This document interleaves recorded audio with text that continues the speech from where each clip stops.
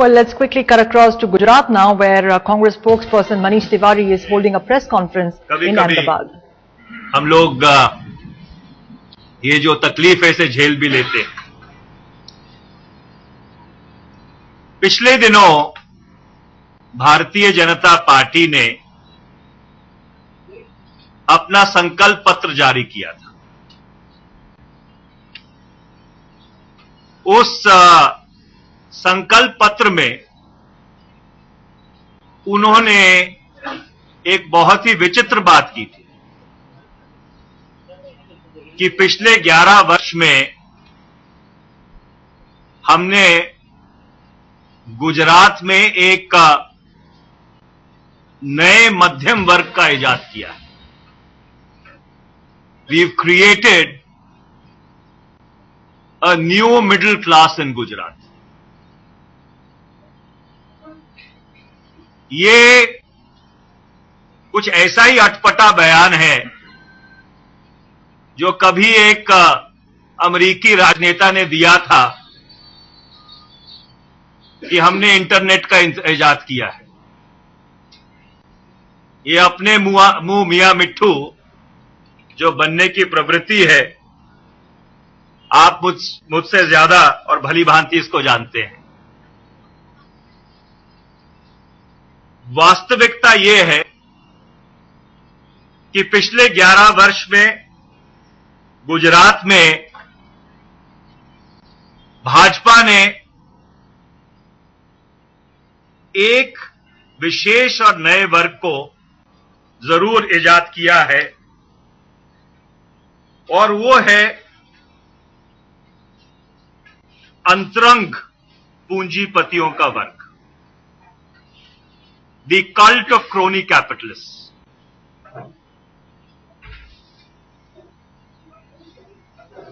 और आलम ऐसा है कि गुजरात सरकार ने जो अंतरंग पूंजीवाद है, क्रोनी कैपिटलिज्म है, उसको एक नई परिभाषा दी है। उद्योगीकरण के नाम पर मित्र पूंजीपतियों को लाखों करोड़ रुपए का फायदा पहुंचाया गया है।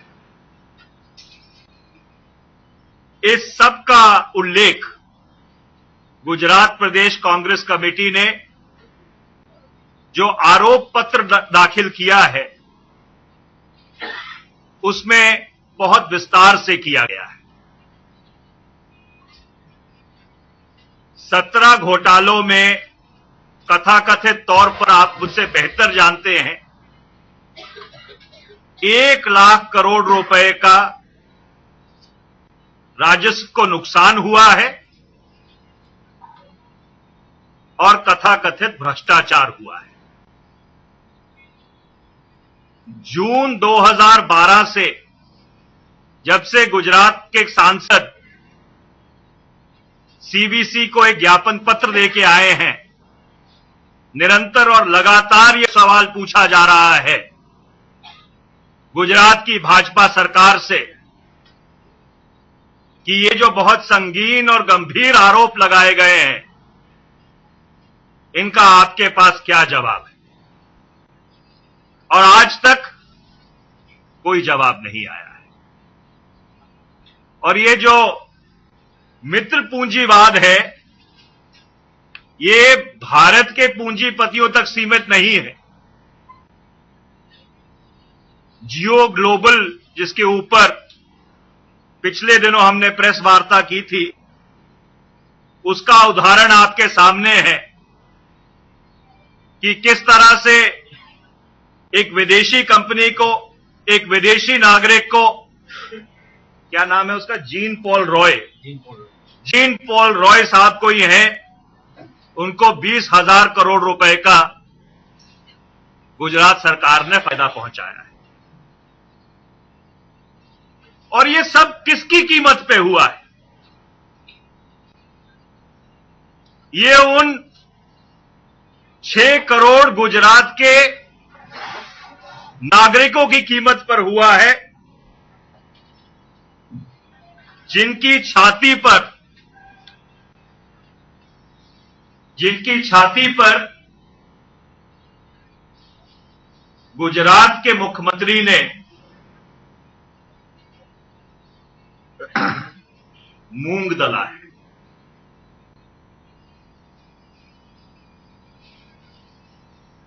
हम गुजरात की भाजपा सरकार से पूछना चाहते हैं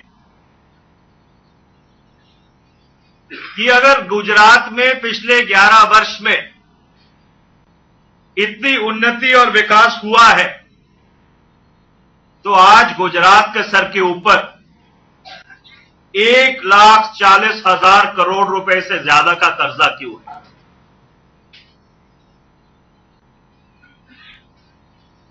गुजरात के लोगों को इस सरकार से पूछना चाहिए कि हर गुजराती के सर के ऊपर 22,224 रुपए का कर्जा क्यों है?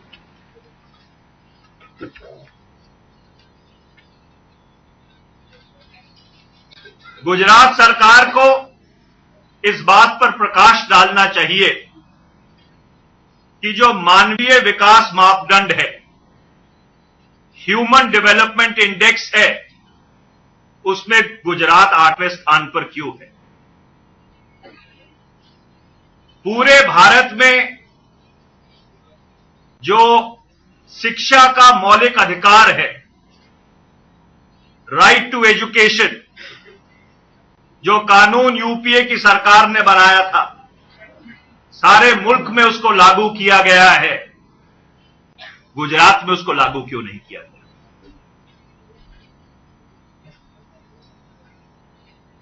ऐसी दुर्भाग्यपूर्ण स्थिति क्यों है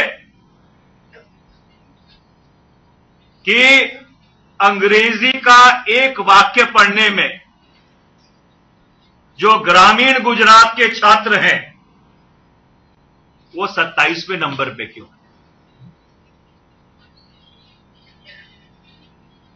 गुजरात की सम्मानित हमारी जो बहनें हैं, माताएं हैं, जो अनीमिया का मापदंड है, उसमें गुजरात 17वें नंबर पे क्यों है? Why is it 17th in the index of anemia among women? और सबसे अहम सवाल जो गुजरात प्रदेश कांग्रेस कमेटी ने खड़ा किया था, गुजरात में लाखों लाखों लोग बेघर क्यों?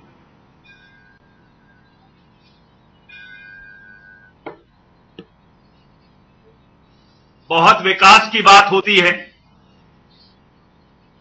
वाइब्रेंट गुजरात का माया जाल बुना जाता है, मिथ्या के आधार पर आंकड़े फेंके जाते हैं। इसके बावजूद पर कैपिटा इनकम में गुजरात 8वें नंबर पर क्यों? भाजपा की सरकार कहती है कि गुजरात सबसे उत्तम प्रदेश है। गुजरात के लोग उत्तम हैं, गुजरात की प्रजा उत्तम है, पर पिछले 11 वर्ष में गुजरात जीडीपी पे के मापदंड पर 5वें नंबर पे क्यों है? और सबसे अहम सवाल, भारतीय जनता पार्टी जो देश भर में कथाकथित भ्रष्टाचार का पिछले 2 वर्ष से ढंढोरा पीटती रही है, गुजरात में लोकायुक्त क्यों नहीं है? क्योंकि जो अंतरंग मित्र पूंजीवाद, क्रोनी कैपिटलिज्म है, क्या उसका पर्दाफाश हो जाता?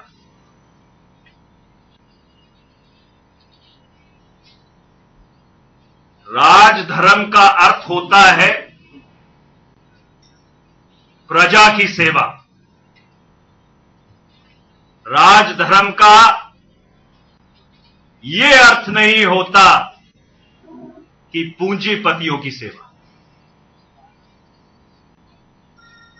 The definition of Rajadharma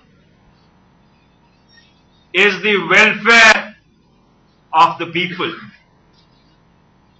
The definition of Rajadharma certainly is not the welfare of capitalists and oligarchs. ये बहुत गंभीर सवाल है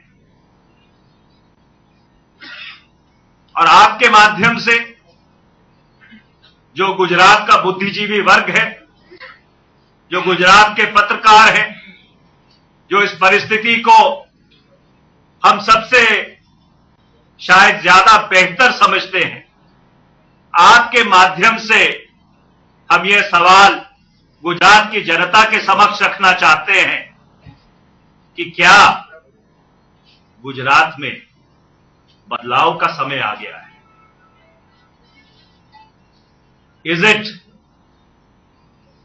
time and high time for a decisive change in Gujarat? The floor is all yours. Thank you. Amit ji, कल मनमोहन सिंह ने कहा कि गुजरात में लघुमती और दलित सुरक्षित नहीं है, तो मोदी ने कहा कि आसाम में कांग्रेस ने क्या किया, गुजरात में सब सुरक्षित है। अगर आप मेरी बात का बुरा नहीं मानेंगे तो आपको अपने आप को एक बार आइडेंटिफाई भी कर देंगे साथ में, क्योंकि थोड़ी जान पहचान भी हो जाएगी। मेरा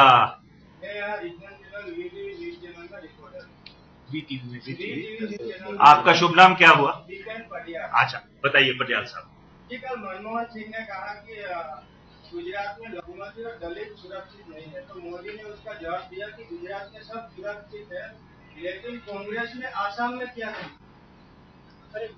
गुजरात के मुख्यमंत्री को शायद माननीय प्रधानमंत्री जी का भाषण पढ़ना भी नहीं आता। अगर उन्होंने माननीय प्रधानमंत्री जी के भाषण को संज्ञान में लिया होता तो माननीय प्रधानमंत्री जी ने गुजरात की सारी प्रजा की बात की और अपने भाषण के अंग्रेजी में जैसे कहते हैं पेनल्टीमेट, मेरी हिंदी थोड़ी कमजोर है, उस पैरे में उन्होंने साफ तौर पे कहा है कि अगर गुजरात की जनता कांग्रेस को जनमत देगी तो हम प्रदेश में एक ऐसा अनुकूल वातावरण बनाएंगे जिसमें हर वर्ग के लोग बढ़ सके, तरक्की कर सके, उन्नति कर सके